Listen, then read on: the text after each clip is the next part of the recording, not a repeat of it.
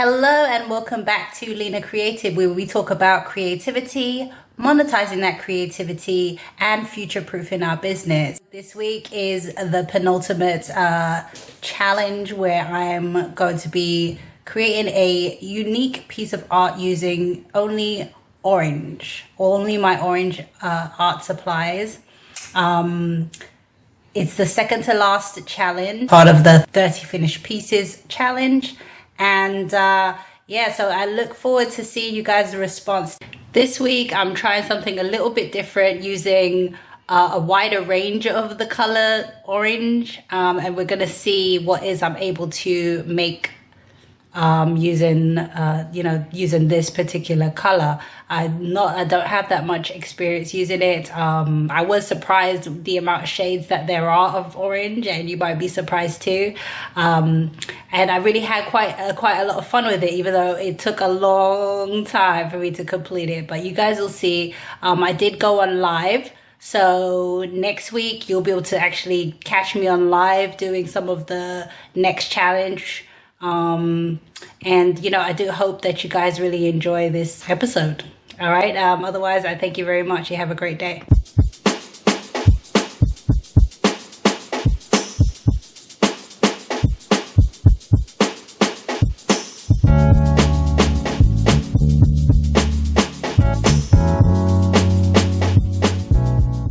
Alrighty, so we got quite a few different shades of orange that I didn't even know we had. So what I end up doing here is looking at all the different shades and just picking out the different ideas that I have that come straight to mind as I, think of orange, all the different shades of orange that I can think of, including the deep shades like browns and bronzes and things of that nature. So immediately I start thinking, okay, I definitely want to do a portrait of some sort. Like I want to use the skin tones because it literally, orange has every skin tone in it. It has those very, very light peaches, almost white, and then you have the very, very dark browns that I didn't even think of, when thinking of orange. I never thought, okay, brown is an orange. I did not come to mind, but when I look at the colors, obviously it's there. So definitely right away I'm like, okay, I want to do a portrait. So I'm thinking, okay, so let me do a collection of portraits. And I really loved the 2000s issue of Essence. It was the year 2000 and it was the 30th anniversary collectible item, right? And so that is like a really iconic cover that I wanted to kind of recreate with this piece as well. So I have 3 subjects in this piece. Right now I'm just sketching them out, getting their facial features together, understanding like where I want the eyeball placement, like where do I want them to be looking and things of that nature. I want it to be very similar to the cover where they're kind of embracing and there's a central character that is kind of holding everyone together in a way.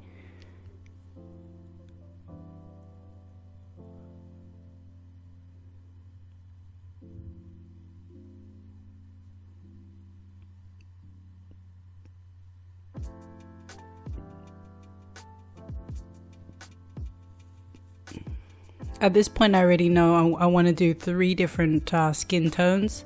So right now I'm just basically just getting the image together, erasing all of these guidelines and entering in some more details here as to like the hairstyles and the makeup and that sort of thing, and just getting everything kind of situated.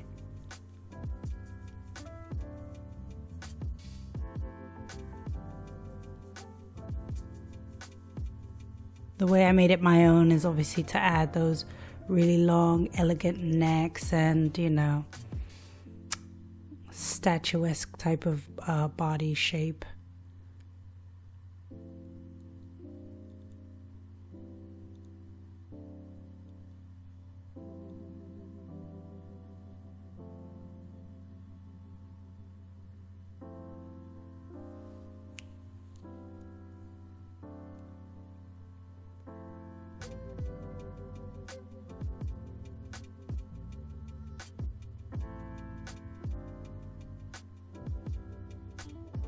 And I just transfer it over to the canvas using a charcoal pencil. And to make sure that it doesn't slide around on the canvas, first I erase all the guidelines and then I use hairspray. Hairspray makes sure that, you know, nothing moves around once you put on the paints and first wash and everything like that. So I put that on, sprayed that on, and then just made sure it was dry. And then I just added a wash of the orange onto the canvas. Just cover up everything first before I get started. So I just cover up all of the front of the canvas and then everything on the sides as well. So everything is kind of has a good start, you know.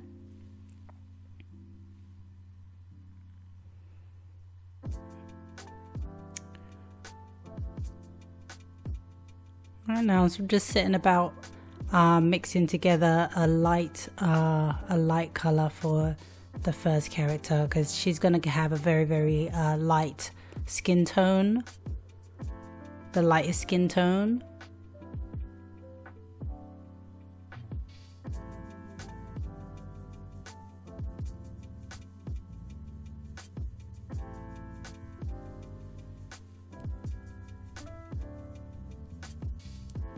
Next one's gonna have like the mid-tone skin tone, so that lady on the right will have the middle skin tone. And what I ultimately am gonna do is use the highlight for the person with the darker skin tone to do the shadow for the person with the lighter skin tone, and then just keep carrying on from there. So the mid-tone person's highlight would be the darker skin tone person's the highlight for the mid-tone person would be the shadow for the lighter skin tone person, and for the mid-tone person, her highlight would be her shadow would be the highlight for the darker skin tone person, if that makes sense. So I'm just basically recycling those colors and making use of it, and also keeping cohesiveness too. So it's like, yeah, they have something in common, all of them, in a way.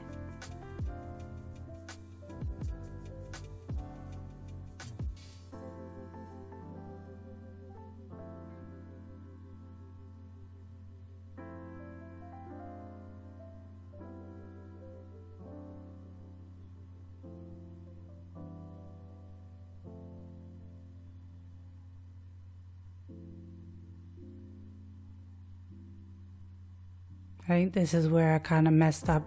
Really, her skin tone that I was going for her was sort of a medium brown, but I used a very dark brown, which is fine.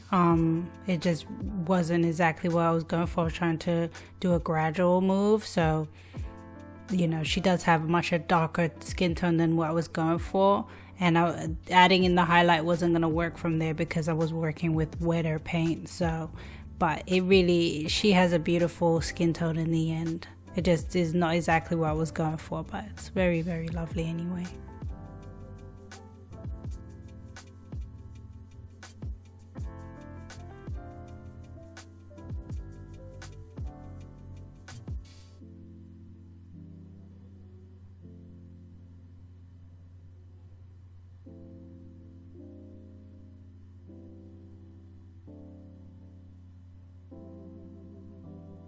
That's why it's much better to go on with thinner layers of paint. You know, you don't want to go too heavy-handed because you want to be able to recover if you make a mistake, or if you don't quite get the color tone that you're looking for. You can always, you know, if you take your time instead of heaping on the paint, which is what I did.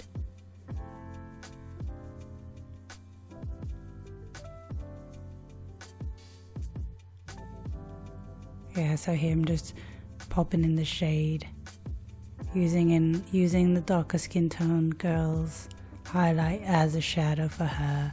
I'm doing in the eye sockets and under the chin area. Now back to the light skin girl. We're just hopping from person to person at this point because I'm using the same sort of six colors and cycling it.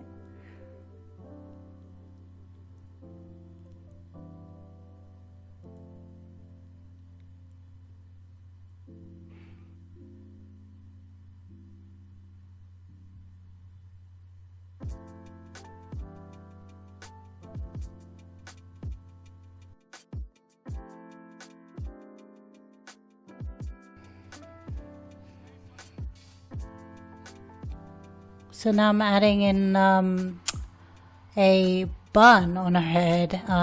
In my plan, I didn't have any kind of like hairdo. It was a very low hairdo. I wasn't even sure it was gonna be a female that I put in that spot. So yeah, so I put in a nice puff hairdo for her, and yeah, I'm just trying to get in a nice t-shirt for the middle character. You know, and then from there just basically just popping in shadows and highlights on everyone. So I'll just leave you with a little time lapse of that, of me fiddling about trying to get these skin tones looking right and get them looking like people.